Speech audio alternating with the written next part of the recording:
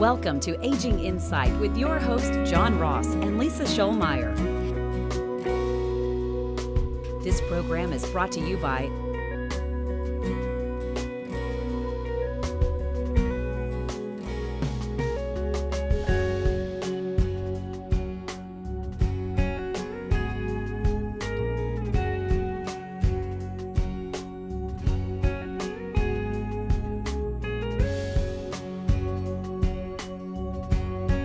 Welcome to Aging Insight. I'm Lisa Shoalmire and this is John Ross. And this is a program that we bring to you weekly so that we can answer your questions about aging and retiring and enjoying that time and making sure that you have the information that you need so that you don't go broke during this time, that you don't become a burden on your family, and that you can remain as independent and living the life as you choose to do so for absolutely as long as possible. And that's why we come to you every week. Yeah, you know, I read a quote, and this is not the exact quote, but I read something it's from one of the celebrities, and I think it was a woman, and she said, aging is not for sissies. Yeah. And you know, the problem is it's not that aging is a problem. It's that there's so many pitfalls. And sometimes even joyous occasions, sometimes even happy moments have little hidden consequences back in there that if you're not aware of them and you don't plan for them, it can come back and get you. Yeah, so that kind of brought us to today's topic. You know, we live in a community where we're all humans. We enjoy the companionship and fellowship of our friends and neighbors and family and loved ones. And, you know, a lot of times we have couples that we've known have been together forever, and then, you know, one of them dies. And, you know, I hear so often in that situation, I hear the survivor say, you know what, I'm just never going to get remarried. It was a wonderful marriage. I'm never going to get remarried. And then, you know, a year or two later, I run into them and they have recently remarried, you know, often to usually someone they've known or whatnot, but they know that they've missed the companionship of sharing this life with someone. And, you know, it's a great thing, happy thing, a joyous thing, you know, but late life marriages bring their own sets of complications. And so today we want to talk about some of those complications that you need to think about and look at maybe before you take that step, or certainly if you're in a marriage later in your life, that you want to kind of get some things in order so you don't run into problems later. Well, you know, and oftentimes when people think about late life marriages and they think about potential problems that might come up with them, a lot of times what they think about is related to the kids. But you know, before we ever get to dealing with those kids, there's still a lot of life there, and there's a lot of life for this newlywed couple. Even if newlywed is two folks in their 90s, this newlywed couple still needs to be aware of how this marriage is going to impact them financially. Because, you know, when you get married, things change. You know, when you're a single person, it's pretty clear to figure out who owns what. Well, you own your stuff because you're single. You know, that's easy. When you're married, though, what's his and what's hers and what's theirs, all of those sort of things start getting blurry. And, you know, I will tell you, one thing I've had a lot of folks come in and they'll say, well, John, we're needing to put together some estate planning, or maybe we're concerned about long-term care costs, and we're in a second marriage, and I've got kids and he's got kids. But you know what? We've taken care of all of this because he has his bank account, I have my bank account, and he has his real estate, and I have my real estate, and so we don't need to worry about anything. We've got it all separate. Well, you might have it separate in your mind, but that doesn't have anything to do with what the law says about your assets and how these things have gotten combined now that you've gotten married. Well, that's right. And, you know, this is a situation where, you know, a lot of folks in going into a late life marriage, because they are maybe more financially secure, they may have pensions and retirements that they have built up over their working years, or maybe even they're receiving a survivor benefit from their now deceased spouse. But you know, the law looks at any marriage, whether you're 25 or 85, as a combining of an economic force, a combining of property, a development of joint income in many cases. So, you know, that's something to look at. A lot of seniors that go into a second marriage, many of them do choose to come and visit about a prenuptial agreement in order to line out, you know, what you came into the marriage with and how you want to treat those assets during the marriage.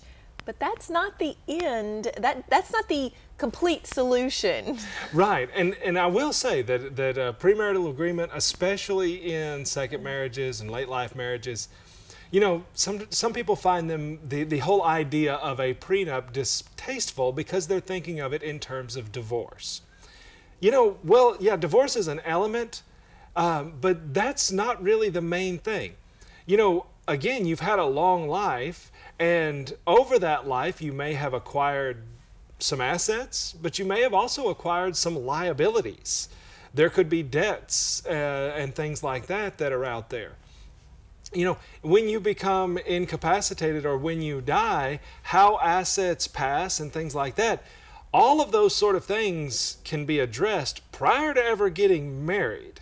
And so figuring out whose is what and who's going to stay a separate property and what's going to be marital property or community property, figuring some of those things out ahead of time, not in the context of what happens if you get divorced, but more in the context of who's going to be responsible for debts that were occurred, or who's going to be, who gets to make decisions regarding your property when you can't make those decisions for yourself. Some of those things can be very important in that premarital agreement, regardless of whether or not you ever get divorced. So that's the first thing. But like Lisa said, it's not the be-all end-all, because there's a bunch of other problems, especially when it relates to long-term care. So we're going to take a break, and then we're going to come back and talk about what a late life marriage and the impact of combining households can have on your access to long-term care. As things get older, they require more care. This car and I have seen a lot of miles together, but because I take care of her, she runs just like she did in 1955. That's why I chose the Wadley Senior Clinic, with an individualized care plan designed just for me and a convenient location off Jefferson Avenue. They have everything to keep me running like new. It's not about the miles, it's about the journey. Let the Wadley Senior Clinic keep you happy, healthy, and cruising down the road of life. With my dad, it was in a hospital setting. And in his situation, he fell into renal failure. He also helped us make the decision to be on hospice. I have to admit, it took a huge weight off our shoulders for him to be willing. That offered us a lot of comfort, along with the hospice company itself, but it gave us closure, and it helped us through the entire process. SEMA Hospice, comfort and care when it matters most. Hi, I'm John Ross, elder law attorney and board member for the Alzheimer's Alliance, and welcome to Our Place. Our Place is a day program designed to provide rest and relief for the caregivers of people with Alzheimer's and related dementias. Our Place is a safe environment where our friends benefit from socialization in a home-like environment. Alzheimer's is devastating and affects over 17,000 families in our area. To find out how Our Place can benefit you, please visit our website. Hi there, I'm Larry Sims. It's been my privilege for the past several years to be a volunteer board member of Hospice of Texarkana, and there I'm able to represent community members like you. We continually customize our end-of-life care to better meet the needs of our community. As an example, our medical director and nurse practitioner still make visits to homes and facilities. Call today to learn more about the help we can give your family. Hospice of Texarkana, the nonprofit hospice established in 1985 for the community, by the community.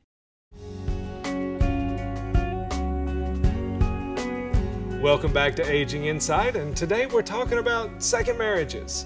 And while we want this to be a happy time for you and we want you to have companionship, we also want you to think about a few things as it relates to some of the kind of hidden issues with these second or late life marriages. You know, and right before the break we started talking about, in particular, how it relates to long-term care costs. You know, we've had, I think, 2 episodes about veterans benefits and the importance of veterans benefits to help cover things like in-home care assistance or assisted living or even nursing home care. And that those veterans benefits can be available to a veteran or the surviving spouse of a veteran, but of course that surviving spouse has to have been married to the veteran at the time of death and not remarried. Right. You know, so sometimes the marriage itself can cut off access to a benefit that might otherwise have been available out there. Well, and of course the other side of that coin, John, can be that, you know, perhaps the marriage itself can open a door to access to I gave a presentation here recently to a group of ladies, and I told them, I said, there's lots of young men coming back from Iraq and Afghanistan, and many of them are single, and so if they were looking for somebody to get married to, they would then become the spouse of a wartime veteran. And even though they weren't married to him while they were in combat, that's irrelevant. As long as you're married to him for at least 1 year, you could become eligible for some of those veterans benefits. So yeah, it can work both ways. But you know, probably one of the biggest costs when it comes to long-term care is nursing home costs. And because at $4,500 or $5,000 a month, you know, most people cannot afford that.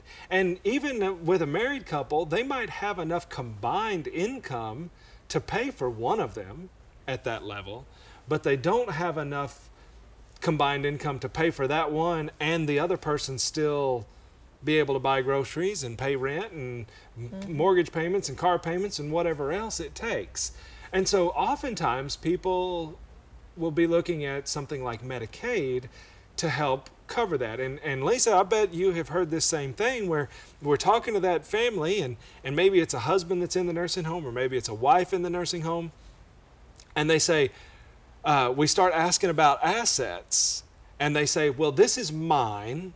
Right. And this is his. Yes, you know, when we start talking about assets, looking at are there any programs available that might assist with those long-term care expenses, you know, as we start that conversation, oftentimes we will get, oh, well, that's my IRA, and oh, well, that's his inherited property, and that's my savings account or my CD that I had before we even got married, and so the person we're talking to is thinking that maybe that should take those assets off the table.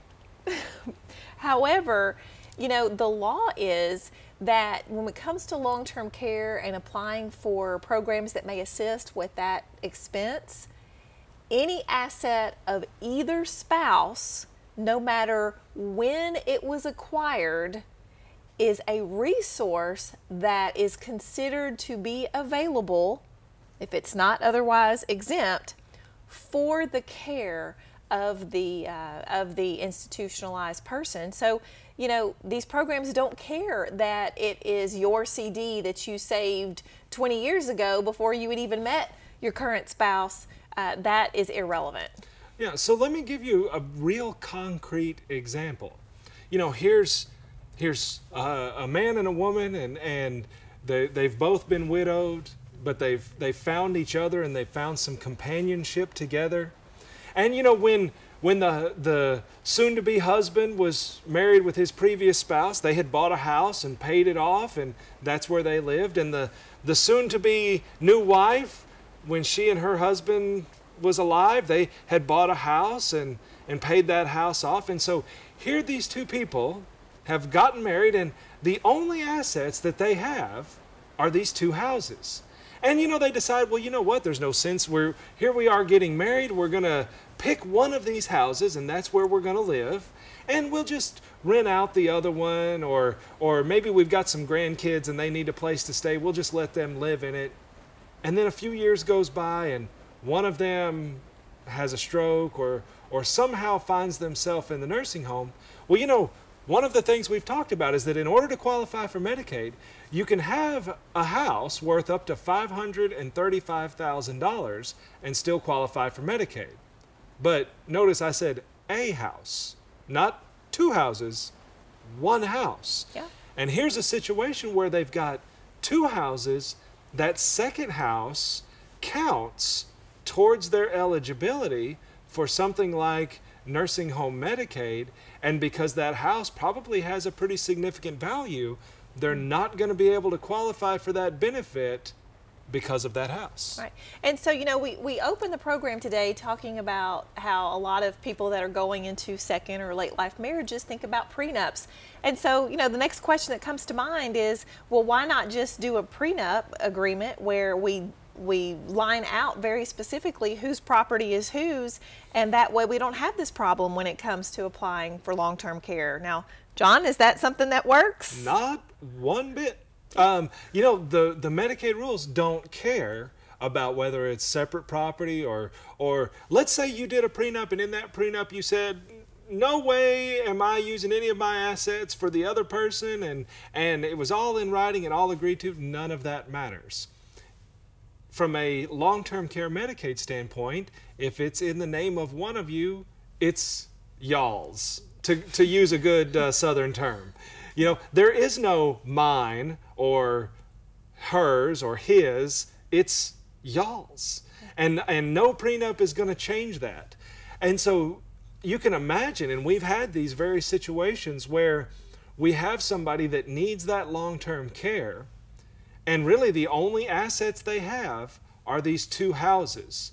And one house is exempt, but the other house counts, keeps them from getting the care they need. But unfortunately, you can't use a house to pay for your care without selling it or mortgaging it or something. And of course, the person whose house is about to get mortgaged or sold to have to pay for the other person's care, that's never what they intended.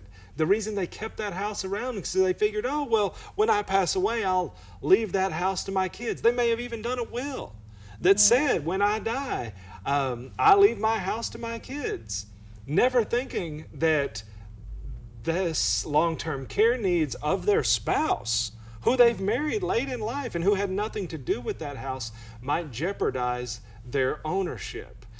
Well, and you know, in that same way, you know, the house they're living in, you know, if that's the home that is owned by the person who needs that type of care, you know, their will and all may have it set up to where that house goes to their children or grandchildren. So it's you know, their spouse is not provided for. So, you know, we have, you know, the spouse who's healthy and at home, you know, their house is on the chopping block here, but they don't have any other security in any asset, you know, separate and apart from that. So it can get a little sticky. So, all right, well, we're going to finish this segment, and when we're going to come back and talk about some of the other issues that late life marriages and blended families can cause in retirement and as we age. So stick with us.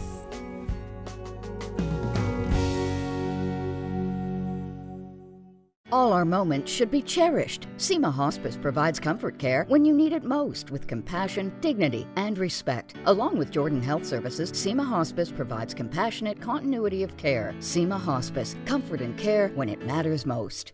As things get older, they require more care. This car and I have seen a lot of miles together, but because I take care of her, she runs just like she did in 1955.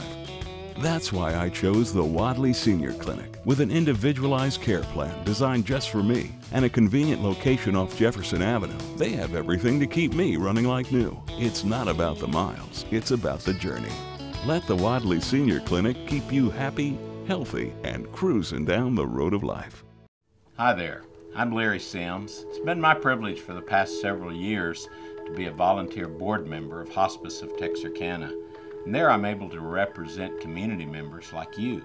We continually customize our end-of-life care to better meet the needs of our community. As an example, Our medical director and nurse practitioner still make visits to homes and facilities. Call today to learn more about the help we can give your family. Hospice of Texarkana, the nonprofit hospice established in 1985 for the community, by the community.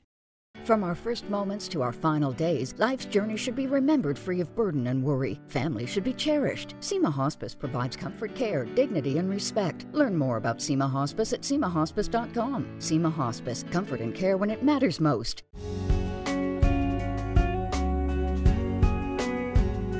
Welcome back to Aging Insight.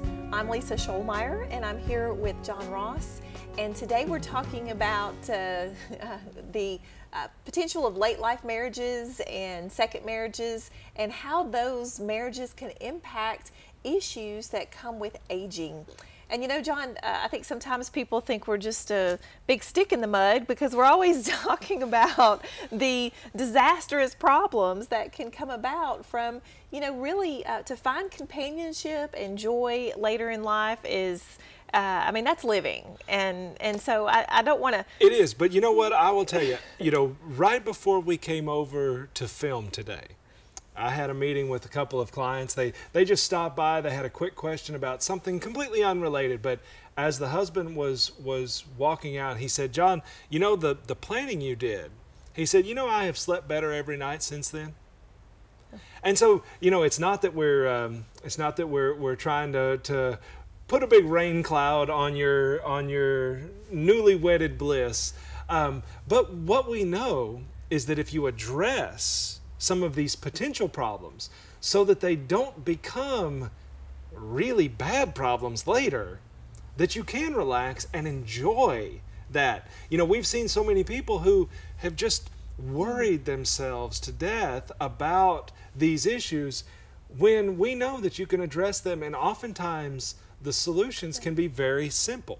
You know, especially when it comes to, you know, we talked about from a long-term care standpoint, and that's a big one. That's a huge one.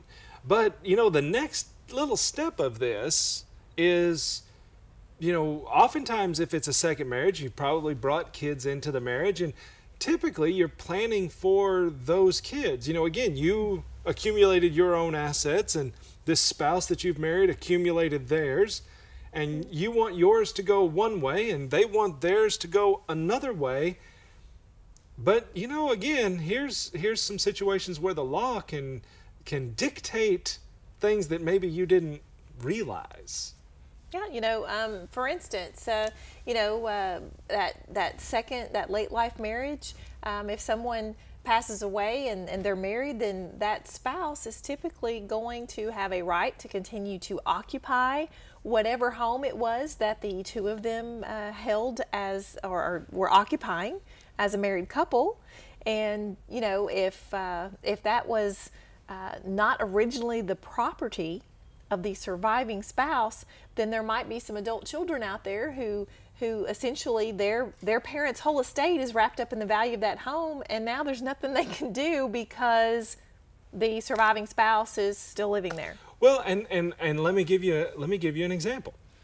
So I had a client, and this lady had come in. Her second husband had died, and while they were married, they had talked about, you know, they both had their own houses when they got married, and they had moved into his, and they had talked about that, you know, if he died, that, you know, she ought to be able to live there for about 6 months, but after that 6 months, she probably ought to go ahead and move back to her own home, and that way his kids could sell that house or do whatever they needed.